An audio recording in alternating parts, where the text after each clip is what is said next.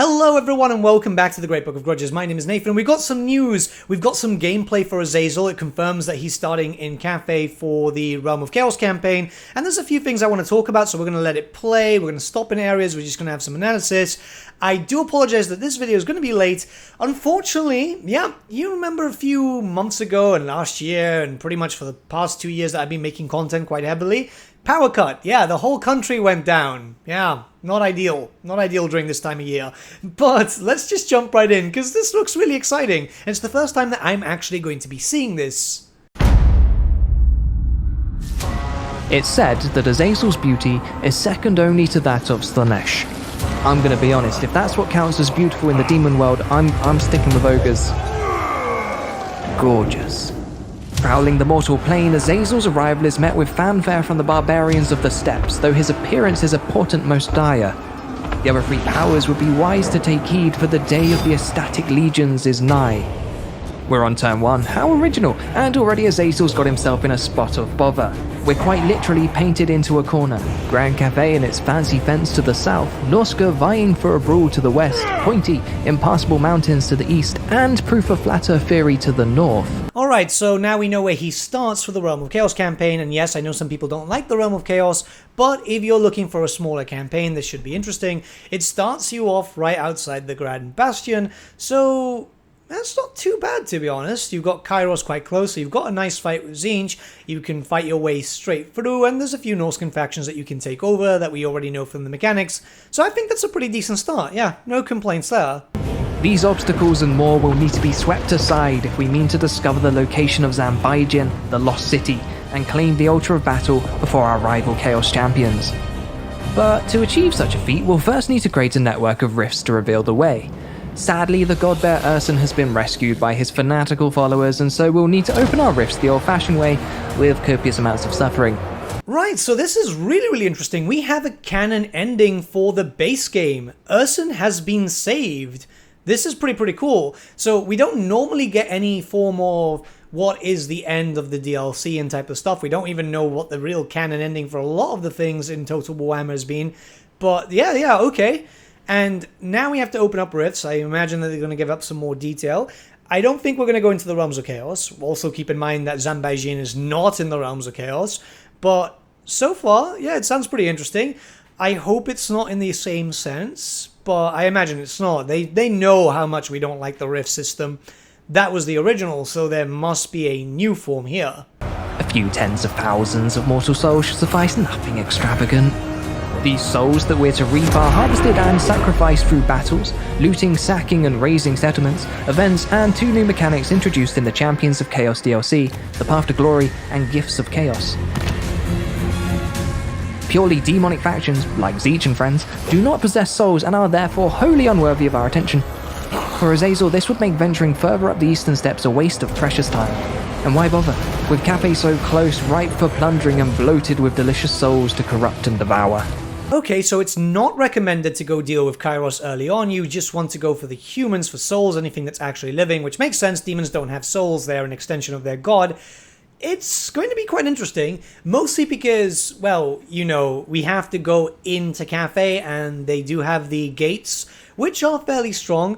There's not a lot of areas that we can move to expand to be able to build up an army, I'm imagining. So, yeah, I don't know. I'm curious, because, well, it depends on how the Slanesh roster works, I guess, more than anything. We have to wait and see. Hopefully they show off a little bit more there. Come on, Eglixius. Let's go punch some mortals in the face. Or do whatever this is. Azazel, Prince of Damnation. This shouldn't take any fancy tactics, but Azazel's got both speed and aerial superiority, 2 assets that we'll use to divide and conquer.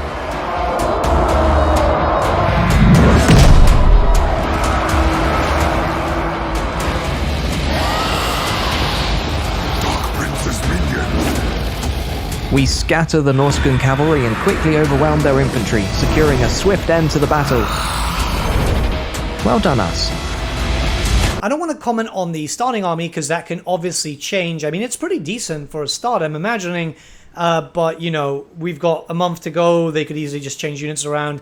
The units look freaking good, though. The Slaneshi warriors look, oh, yeah, like, I am really, really happy with that, because we've seen a little bit of the Chosen in a screenshot before, but this is a nice look at some of the Sineshi ones, and I'm just really, really happy. And in general, I'm just really happy. Our devotees are bloodlusting following their victory, so we've decided to keep the party going. Using the warband recruitment mechanic, we'll instantly add a unit of Marauders and a unit of Chaos Warhounds to our Rave Wagon and roll it on over to the Red Fortress. It looks like recruitment is going to work on a bit of an RNG system, which I don't know how to think about it, because it looks like it's just like percentage per turn you have a chance to get those. Instant recruitment is fantastic though. Yeah, it's focusing around like the whole Troy situation, which I think is good. If it works like the Troy situation, that's fine. I always just get a little bit worried when some mechanics get ported over and then, you know, some things change. But yeah, no, I can't complain. I think this is all right. Instant recruitment, if you can like stockpile troops, that's going to be great, because you can instantly just recruit an army if you find yourself lacking. So yeah, I can't complain. I'm imagining, yeah, gameplay. Once they can show proper gameplay, we can see how this goes. We'll entice the defending Marauder hunters with our impressive spread of hors d'oeuvres before committing unspeakable horrors in the name of Slaanesh.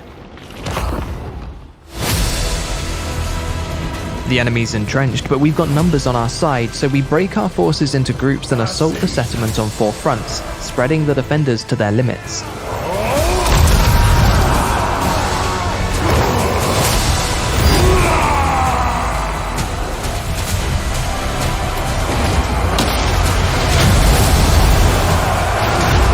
Our cavalry and warhounds are pinned by a unit of spearmen, but our numbers are prevailing. One final push should break the Norscan spirits.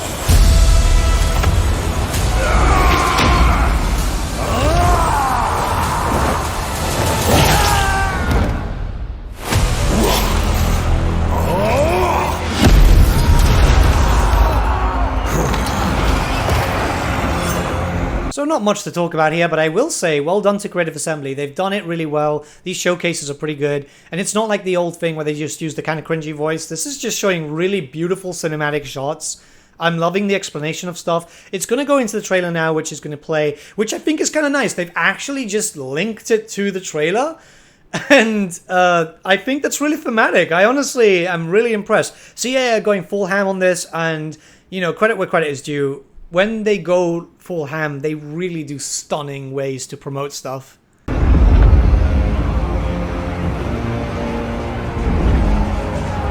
battle's all but over, so Azazel's going to have just a tiny little sit down, whilst his cultists mop up the blood.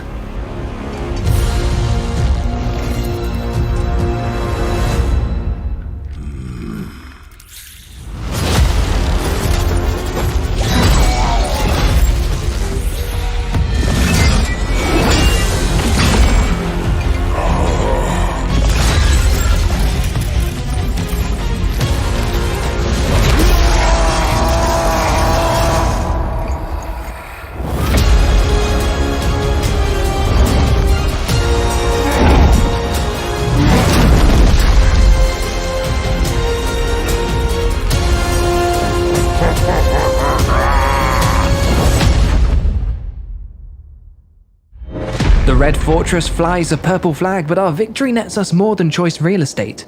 The Norscans are an impressionable lot, and we've only gone and occupied the Kuj Norscan homeland, vassalizing them in doing so. We'll put our unpaid employees to work in due course, but the Red Fortress holds another secret to first explore. Right, just a quick cut here. So it looks like you instantly vassalize them. That's great. You don't actually have to like get a pop-up or anything. I think that's pretty good. And yeah, it's not too bad. I'm actually quite happy about that, because we know Azazel starts in Norsca for the Immortal Empires campaign. So if you can spread out a few armies kind of quick, you can easily just dominate Norsca, well, really, really quickly. That depends on how recruitment works, but yeah, no, I am definitely pretty happy with this. This UI element signifies a Dark Fortress, which are a semi-rare type of settlement dotted around the world map. As our task is to spread misery and reap souls, taking us far and wide, we'll have little need for a sprawling empire. Sporadic bases from which to launch our insidious incursions will be more than sufficient. Dark fortresses, which are typically faction capitals, offer unique building chains and are amongst the most defensible of all settlements.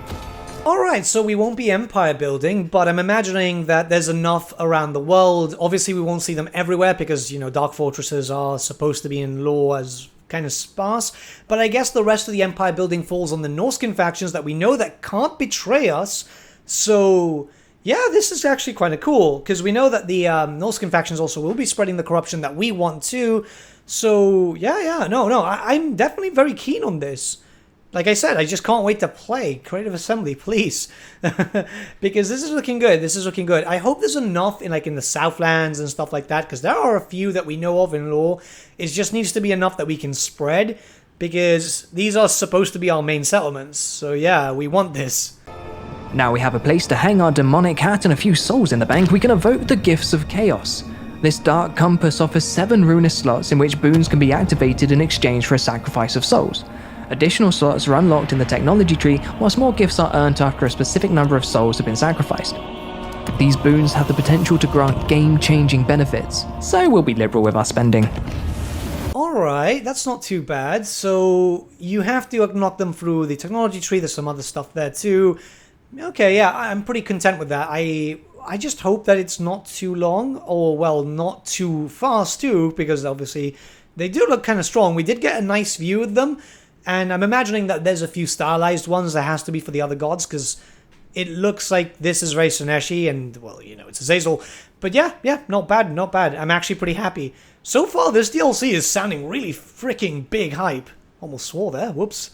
To solidify our influence in the Red Waste, we'll turn our gaze to Dragon's Crossroad. And by gaze, I of course mean the aforementioned raid wagon. They will see beauty. Cafe's defenders are trampled against our ecstatic legions, and the Red Wastes are ours. We gift Dragon's Crossroad to our Norscan friends and set the exploit vassals commandment, because we're really good friends. Alright, we can get the settlements and it gives us a nice boom to replenishment, which is freaking great. This is also going to help getting our Norscan vassals stronger, because obviously more settlements means more money for them. Hopefully the AI has learnt a little bit, because some gifting systems does kind of screw with the factions, but I'm imagining that they've already thought about this for this rework, so there's nothing really to worry about. I like the idea. This means I can make those minor factions that we're taking over a lot stronger, and they should be more useful. We know that the AI is a lot better now. It's not great, but it's still better when you have vassals, so this is definitely going to be useful for attacking Cafe, maybe sending a few Norskins to die at the Great Bastion before we go in first. It depends on the gameplay difficulty too. Speaking of good friends, Azazel's been impressed with some of our marauders and envisions a bright future for them as disgusting fleshy monsters. Using the Warband upgrades mechanic will give this unit a makeover and bestow upon these cheeky lads the Nesh's highest honor, some whips. I love the upgrade system, and you can change them instantly, so if you get normal Marauders, you can instantly turn them into Marauders of Slaanesh. Yes, it's going to cost a bit more, because we can see that there, but no, I am very, very keen. This is really going to be fun. I am so happy. Oh, God. So I'm imagining that it's going to take a while to be able to upgrade into Chaos Warriors and all that type of stuff, but no, this looks really, really good. This looks really, really good. We've established a foothold in the Red Wastes, employed the locals, and are ready to expand our sphere of influence into Grand Cafe. They may not want what we're selling, but the promise of all those souls is too tempting a proposition to ignore, so we gather our depraved disciples and heed the call of wholesome adventure. Turtle Gate's walls are well defended, so we split our offensive into 3 fronts. 2 groups for the walls, and 1 to charge through the city, capturing points. So many creatures, so evil. Our frontal assault takes casualties, but we're soon behind the walls. Doesn't take long for victory to follow.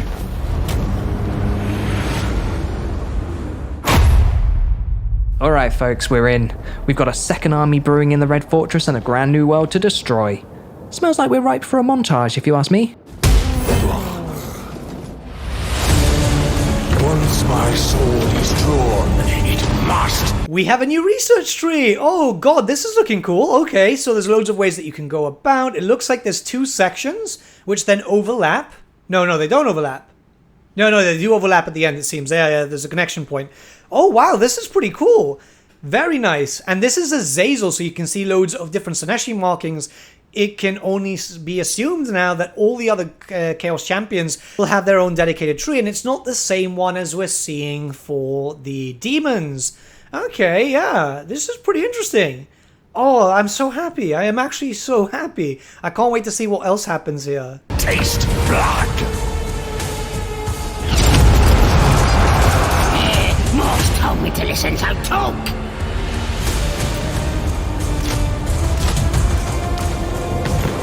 Time to end. Rebuilding commencing at once.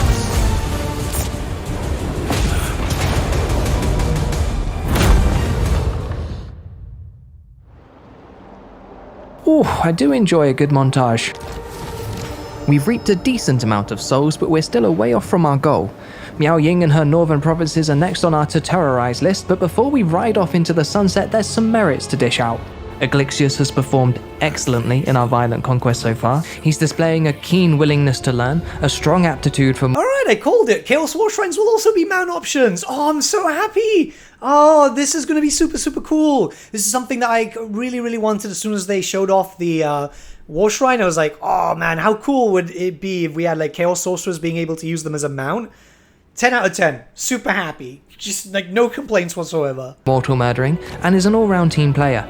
For that, he's earned himself a Mark of Chaos. Once Aglixius has dedicated himself to Slaanesh, he sheds off his meaty mortal shell and transcends into something better. And it looks like the marks change the heroes visually. That is freaking awesome. CA are going well full ham on this. I'm so happy. I get a proper Slaaneshi army, and even the heroes will look Slaaneshi. Oh, I'm so happy. I want to see it for the other gods too, but this is just so cool. This is just so cool. He also loses half his rank and his skills are reset, because with great power comes great reinvention, and I don't want to clip his wings. Fight. There's a lot of stock footage here, so I'm just going to talk for a little bit. So far, they're showcasing a lot of stuff. I'm loving what they're doing with this DLC. This is going to be amazing. I'm really surprised. I wasn't expecting something so big, but the more they show, keep in mind that we've barely seen anything just yet. It's looking really, really impressive. I really, really, really do hope that they just keep doing this. Like, this video was completely unexpected. I didn't even know this video was coming, but it's awesome. We obviously have to see the perspective of the L3 Lords, and yeah, these showcases are big hype. It's almost like if this is a second launch, right? It feels like this is Warhammer 3 2.0, and I'm just really keen on this. This is looking gorgeous. The units are looking amazing. Oh, I can't wait. The better chance we have at capturing points. And I love capturing points. The bulk of our attacks taking on the west of the city, whilst our cavalry will charge up the middle. The east is left to a smaller, but no less capable force. Enemy reinforcements could be a problem, but we press the assault all the same. In for a penny and all that.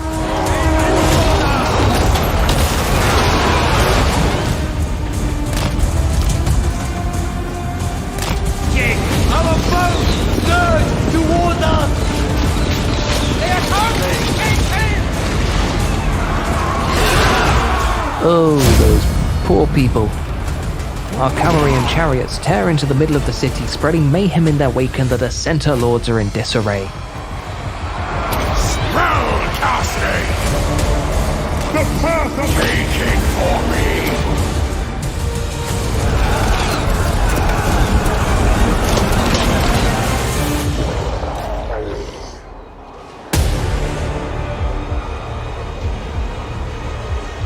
Azazel, Prince of Damnation!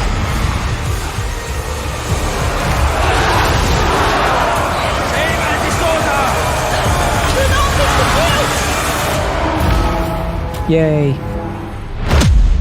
With 10,000 souls harvested and many of them sacrificed in the name of Slaanesh, we begin to see the fruits of our labor manifest. The first rifts have opened, giving us further tactical advantage over our enemies and offering a shortcut to distant lands. But we'll need more souls to open additional rifts.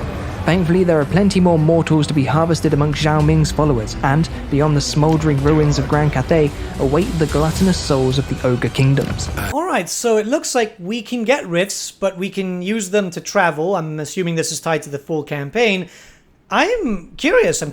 So we can use them as a fast travel. It's like a sea lane, but on the ground. I wonder if we can place them. Because if we can place them in specific locations, that would be freaking awesome. Oh, I hope we could use this in Immortal Empires. Imagine having rifts in different locations and being able to attack from anywhere, essentially. Having loads of points to attack from, regardless of where you start from, would be absolutely freaking insane. Right, so they're not going into other details there, which I think is perfectly fine. We can chat, we can talk, and just see how everything goes. I am very, very happy, and I think that this has so much potential.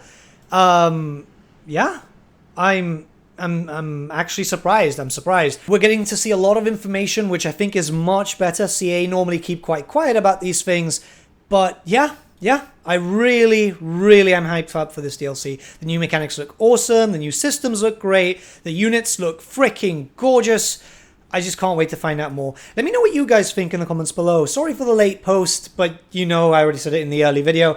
Have a great day, guys. Keep hydrated. It's hot as balls lately. It's freaking hot as balls.